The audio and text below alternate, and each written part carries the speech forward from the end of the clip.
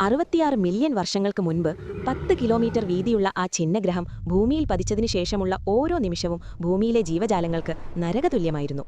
ആ ദുരന്തത്തിന്റെ കൃത്യമായ ടൈം ലൈൻ ഇതാണ്: 0 മുതൽ 2 മിനിറ്റ്, ആഘാതവും ഗർത്തവും. ചിഹ്നഗ്രഹം സെക്കൻഡിൽ 20 കിലോമീറ്റർ വേഗതയിൽ മെക്സിക്കോയിലെ ചിക്സുലബ് തീരത്ത് പതിച്ചു.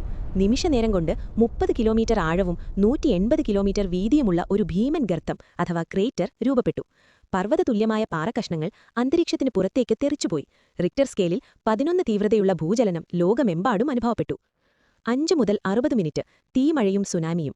അന്തരീക്ഷത്തിന് പുറത്തേക്ക് തെറിച്ച പാറക്കഷ്ണങ്ങൾ കനത്ത ചൂടിലുരുകി സ്ഫെറൂൾസ് എന്ന ചെറിയ തീഗോളങ്ങളായി ഭൂമിയിലേക്ക് തിരികെ പതിച്ചു. ആകാശം ചുവന്നു തുടുത്തു. അന്തരീക്ഷത്തിലെ താപനില ഒരു പിസ ഓവനിലേതുപോലെ വർദ്ധിച്ചു. ഭൂമിയിലെ കാടുകൾ ഒന്നടങ്കം കത്തിനശിച്ചു. അതേസമയം സമുദ്രങ്ങളിൽ 1.5 കിലോമീറ്റർ വരെ ഉയരത്തിൽ സുനാമി തിരമാലകൾ ആഞ്ഞടിക്കുകയും തീരപ്രദേശങ്ങളെ പൂർണ്ണമായും ഇല്ലാതാക്കുകയും ചെയ്തു. 24 മണിക്കൂർ, ചാരവും ഇരുട്ടും. സ്ഫോടനത്തിൽ ഉയർന്ന പൊടിയും സൾഫറും കാട്ടുതീയിൽ നിന്നുള്ള കനത്ത ചാരവും അഥവാ ആഷ് അന്തരീക്ഷത്തെ പൂർണ്ണമായും മൂടി.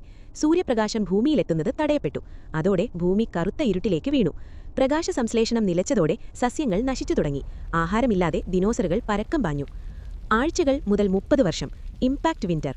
അന്തരീക്ഷത്തിലെ സൾഫർ കണികകൾ സൂര്യതാപത്തെ ബഹിരാകാശത്തേക്ക് തിരിച്ചയച്ചു. ഭൂമി കടുത്ത ശൈത്യത്തിലേക്ക് നീങ്ങി. താപനില -20 ഡിഗ്രി വരെ താഴ്ന്നു. ഈ കൊടും തണുപ്പും പട്ടിണിയും കാരണം 75% ജീവജാലങ്ങളും വംശനാശത്തിനിരയായി. ഭീമൻ ദിനോസറുകൾ ഈ ഘട്ടത്തിലാണ് പൂർണ്ണമായും ഇല്ലാതായത്. 1000 വർഷങ്ങൾക്ക് ശേഷം ഹീറ്റിംഗ് എഫക്റ്റ്. ഏകദേശം 30 വർഷത്തിനു ശേഷം അന്തരീക്ഷത്തിലെ പൊടിപടലങ്ങൾ അടങ്ങി ആകാശം തെളിഞ്ഞു. എന്നാൽ സ്ഫോടന സമയത്ത് പുറന്തള്ളപ്പെട്ട വൻതോതിലുള്ള കാർബൺ ഡയോക്സൈഡ് കാരണം ഭൂമിയിൽ ഗ്ലോബൽ വാർമിംഗ് ഉണ്ടായി. ശൈത്യത്തിന് തൊട്ടു പിന്നാലെ താപനില പെട്ടെന്ന് വർദ്ധിച്ചത് അവശേഷിച്ച ജീവജാലങ്ങൾക്കും വലിയ ഭീഷണിയായി. ലക്ഷക്കണക്കിന് വർഷങ്ങളെടുത്താണ് ഭൂമി പഴയ അവസ്ഥയിലേക്ക് തിരികെ വന്നത്.